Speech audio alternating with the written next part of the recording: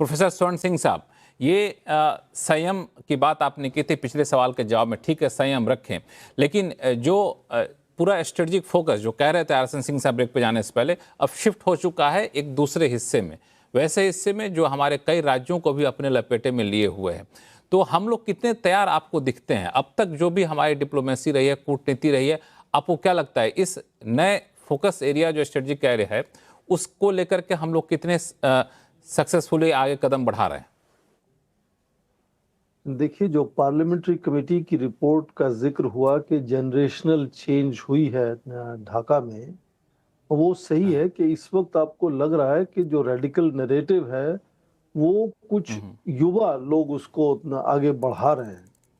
पर दूसरी उसकी परिभाषा ये है कि शायद वो केवल मुखौटा हैं, उनको भड़काने वाले, उनको आगे करने वाली कुछ दूसरी शक्तियां हैं, चाहे वो अंदरूनी शक्तियां हो बांग्लादेश के अंदर या उनसे जुड़ी हुई शक्तियां बाहर की हो, अमेरिका की हो, चीन की हो, पाकिस्तान की हो, वगैरह वगैरह।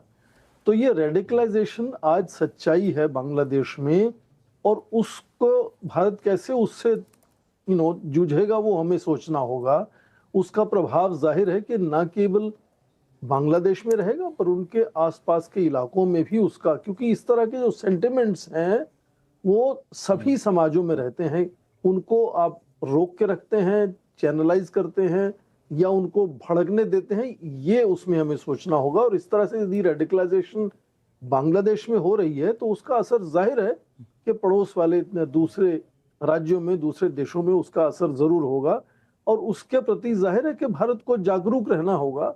पर क्या मुद्दा ये है कि हम इमोशंस को आगे लेकर चलें या जो हमारे तरीके हैं, जो ढांचे हैं, संस्थान हैं, जो तौर तरीके हैं, इंटेलिजेंस शेयरिंग है, इंफॉर्मेशन शेयरिंग है, उच्चायुक्त एक दूसरे के देशों में बैठे हुए हैं, वो जो संस्थान तौर तरीके बनाए गए हैं उनको लेकर आगे बढ़ें या हम इमोशंस को लेकर आगे बढ़ें। तो मैं मोटे तौर पे यही कह रहा हूं कि जो तौर तरीके बने हुए हैं, चाहे वो सेना के स्तर पर हो, या वो विदेश मंत्रालय के स्तर पर हो, या दूसरे अलग अलग स्तर पर हो, उन पर ध्यान देकर, क्योंकि एक भारत जो एक बड़ी शक्ति के तरीके से पूरे क्षेत्र में है, वो एक उदाहरण भी पेश करता है। और हमें ये बचना होगा कि भारत को किसी तरह से रेडिकल फोर्सेस इस तरह से पेश ना कर पाए कि भारत बुली करने की कोशिश कर रहा है, डराने धमकाने की कोशिश कर रहा है। इसलिए हमारे नैरेटिव्स में, पब्लिक खासकर नैरेटिव जो हमारा है, उसमें हमें यही कहना होगा बार बार कि जो बांग्लादेश की चिंता है उसमें भारत योगदान कैसे दे सकता है वहां स्थिरता बनाने के लिए। पिछले 15 साल से जो अच्छा तालमेल शेख हसीना के साथ था भारत का, उसी का नतीजा था कि 6% से ऊपर उनका वृद्धि दर चल रहा था, अब 3% हो गया गिर के। तो ये वहां के लोग भी लेकिन समस्या ये है ना स्वर्ण सिंह साहब, समस्या ये है कि क्षेत्रीय अस्थिरता जो है, बांग्लादेश की स्थानीय अस्थिरता स्थानीय लोगों की देन नहीं है। दरअसल इसके पीछे एक साजिश है जो चीन हो चाहे पाकिस्तान हो, उसको भी इस्तेमाल करके उसको और बढ़ावा देना चाहते हैं। तो ठीक है, हम क्षेत्रीय स्थिरता को बना भी दे किसी तरह से। एक छोटी सी बात मैं यहाँ जोड़ दूं। जैसे ही हम आज बात करते हैं कि भारत अगले कुछ दशकों में, या 2030 तक तो हम कह रहे हैं तीसरी सबसे बड़ी आर्थिक व्यवस्था बनेगा, फिर 2050 तक ये अंतर्राष्ट्रीय स्तर पर बहुत से लोग कह चुके हैं कि 2050 में भारत पहली या दूसरी सबसे बड़ी आर्थिक व्यवस्था बनने जा रहा है। तो जाहिर है जो दूसरी बड़ी शक्तियां जिनको पीछे होना होगा, वो अलग अलग तरह से रणनीति अपनी तैयार करेंगी कि किस तरह से भारत को रोका जा सके।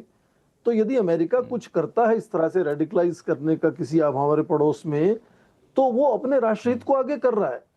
हम उसको ये कहें कि वो गलत कर रहा है, उसके बजाय ये सोचें कि हम उससे बचेंगे कैसे, उसको हम कैसे उससे बचेंगे, कैसे सुधारें। तो वो सोचना होगा। भारत में उदय होने से ये टकराव बना रहेगा और उसके नतीजे बार बार हमारे सामने आएंगे। हालांकि दो तीन चीजें हैं इसमें। आरएसएन सिंह साहब ने कहा था कि बहुत सारे तरीके होते हैं, हाइब्रिड मॉडल भी होता है, एक ये बात कही। इससे पहले संगीत रागी जी ने कहा था कि रूस यूक्रेन का एग्जाम्पल दिया था कि रूस अगर पहले से इसका आभास नहीं कर होता तो आज पता नहीं क्या स्थिति वहां की हो रही होती। वीना सिकरी मैम, मेरा दो सवाल है। पहला कि भारत ने क्या कहीं चूक की डिप्लोमेटिक लेवल पे, कूटनीतिक लेवल पे, क्योंकि मुझे जहां तक याद है, प्रधानमंत्री बनने के बाद मोदी जिन देशों में पहली बार गए थे, शायद बांग्लादेश ही पहला देश था जहां वो गए थे। तो इस तरह के दोस्ताना संबंध हम लोगों ने हमेशा बनाने की कोशिश की। इसके बावजूद हालात यहाँ पर हैं। तो ये चूंकि स्थानीय मुद्दे की वजह से हालात नहीं है, अलग अलग देश उसको बढ़ावा देते हैं, आग में घी का काम करते हैं। तो भारत की रणनीति क्या होनी चाहिए यहाँ पे?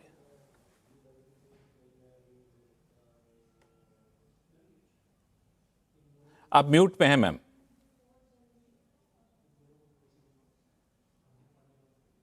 भारत की रणनीति बिल्कुल सुदृढ़ होनी चाहिए कि हम रेडिकलाइजेशन को टॉलरेट नहीं करेंगे, क्योंकि रेडिकलाइजेशन और रेडिकलाइज स्टेट से अकोमोडेट करने में हमारे ऊपर बहुत बुरी आंच आएगी, क्योंकि बढ़ावा मिलेगा वो रेडिकलाइज फोर्सेस जो भारत में है और वो भारत के अंदर से रेडिकलाइजेशन को बढ़ाना चाहते हैं। इसलिए टॉलरेशन और एक्सेप्टेंस ऑफ रेडिकलाइजेशन और ये सारा पोस्चरिंग जो हो रहा है, ये बिल्कुल सही, ये हम कभी नहीं दिखा सकते कि हम इसको टॉलरेट करेंगे या अकोमोडेट करेंगे। बाकी रही बात की जो लोग कह रहे हैं कि हाँ रेडिकलाइज हो गया है, आप समझ लीजिए कि 1971 में भी करीब 20% लोग जरूर थे जो लिबरेशन वॉर के खिलाफ थे, बांग्लादेशी लोग, और वो अभी भी उतने ही हैं। तो ये जो आप सड़कों पे देखते हैं, इनकी जो नंबर है वो कितना बड़ा है कितना नहीं बड़ा, ये तो अलग बात है। लेकिन ये हम क्यों नहीं सोचते कि अगर ये रेडिकलाइज फोर्सेस 20, 25, 30% हैं, तो अलग भी तो हैं 30% जो अवामी लीग का वोट बैंक, वो भी तो इंटैक्ट है। बीएनपी का वोट बैंक भी 35% है, उसमें भी ऐसे लोग हैं जो बहुत लिबरल माइंडेड हैं। तो क्यों नहीं हम ये नतीजा करें कि हम उनको भी, उनके साथ भी तो बातचीत करें। क्यों हम हमेशा रेडिकलाइज फोर्सेस के साथ, रेडिकलाइज हो गया तो हम एक्सेप्ट करें कि रेडिकलाइज हो गया और इसको ऐसे ही रहने दें और उनको हम अकोमोडेट करते रहें? बिल्कुल डिजास्टर्स होगा। ये तो हमें हमेशा यही सोचना है कि जो लोग भारत के पक्ष में हैं, जो भारत के कोऑपरेशन की वैल्यू समझते हैं, देखते हैं, उन्हीं के साथ हमें उनके साथ भी हमें बातचीत बढ़ानी चाहिए। और ये जो एफर्ट्स हो रहे हैं, पूरी दुनिया देख रही है कि भारत में केस का रिस्पॉन्स क्या होगा।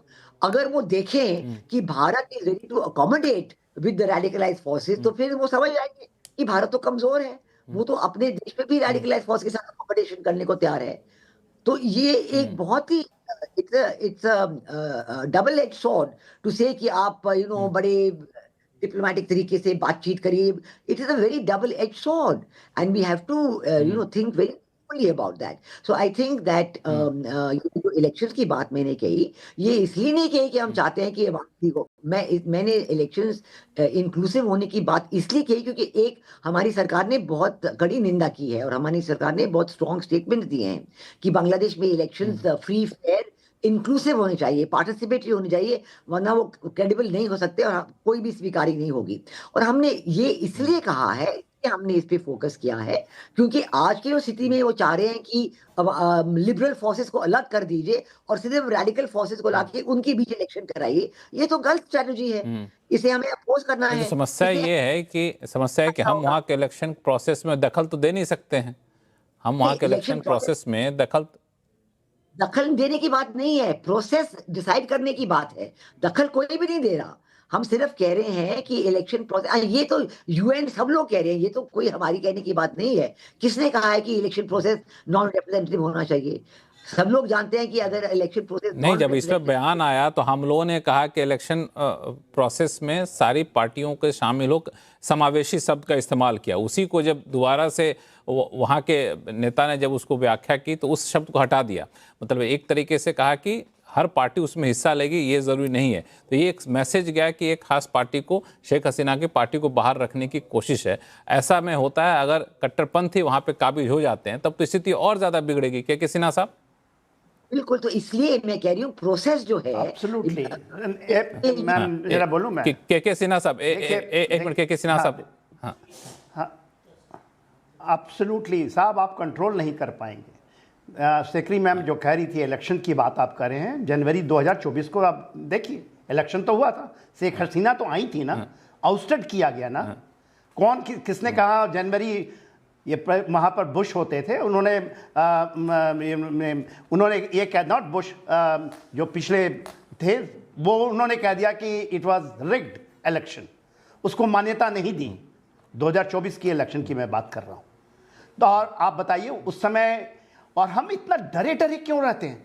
अभी तो कह रहे थे और मुझे पूरा यकीन है 2030 तक तो हम थर्ड पावर इकोनॉमी बन ही रहे हैं, और किसी के दया मेहर से नहीं बन रहे हैं, हम अपने तौर तरीके से बन रहे हैं, और हमें कोई छू नहीं सकता। किसी ने डाउट किया कि शायद सेकंड नंबर पे आ जाएं, मैं आपको याद दिलाता हूं, मैं रहूं ना रहूं, within 15 to 17 years India is becoming number, कोई छू नहीं सकता। या आप तो बिजनेस के चैनल चलाते हैं, यदि आप करें इसकी आकलन करेक्टली तो आप कोई छू नहीं सकता भारत को। मगर यदि आप अपने ही स्ट्रेटेजिक डोमेन में, अपने एरिया ऑफ इंटरेस्ट में, इन्फ्लुएंस भी नहीं बात कर रहा हूं, इंटरेस्ट है आपका, उसमें आप दूसरे को देंगे